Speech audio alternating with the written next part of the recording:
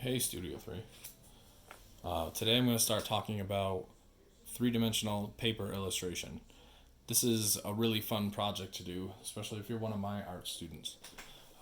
We've gotten to the end of the year in Studio 3, and pretty much everything we've done up to this point has been nothing but constant technique building. This is a nice, fun, creative release for you guys. So we're going to call it paper illustration, or three-dimensional paper illustration. And I have this destroyed project right here for you to look at because I wanted one that I could take apart and show you essentially how we're going to build it and then explain the supplies we need. Supply number one, you're going to need a pencil because you're going to draw out everything and you need to build the whole thing separately and keep combining it together so you know what it's going to look like in the end. The next thing you're going to need is an X-Acto knife or a matte knife. These are super dangerous. They're very, very sharp. You want to make sure you have nice, clean blades. It'll help you cut through the rest of the things. Okay, the next thing we need is what's called cardstock. Cardstock is the paper we're building these things out of.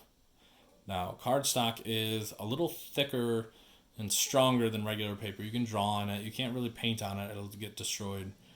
But it'll hold its shape really well. We'll also be able to form it really well if we wanted to bend it or create different folds or curves in the paper. As you can see on mine,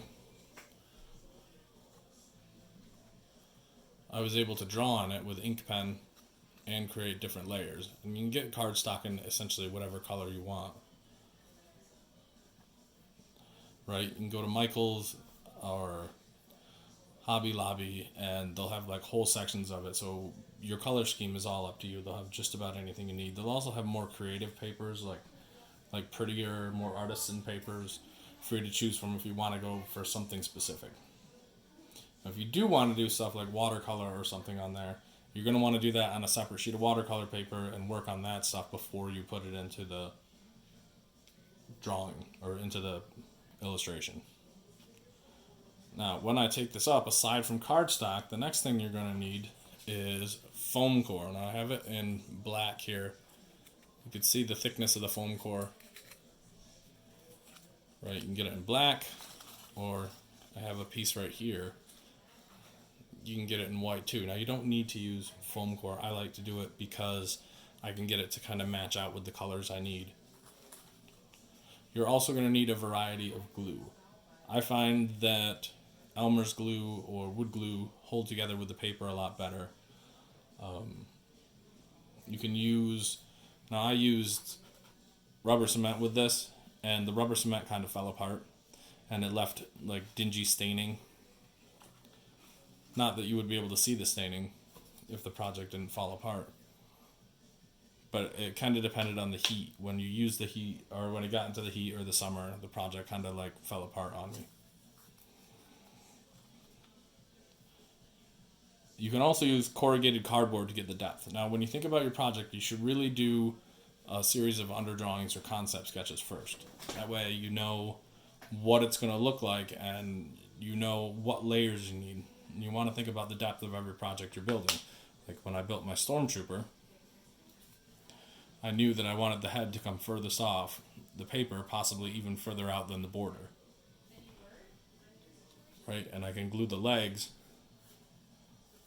back to adjust the height of the Stormtrooper off the paper. Okay, so what I want you to do today or over the next couple of days is design yourself a concept. Go out and pick out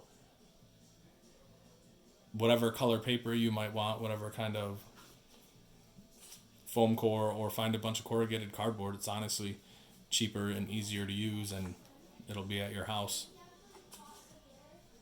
Make sure you have knives, and you also want, your parents will thank me for this one since we're all learning from home right now, you want a cuttable surface underneath that you can cut through and not destroy your parents' nice dining room table. Alright?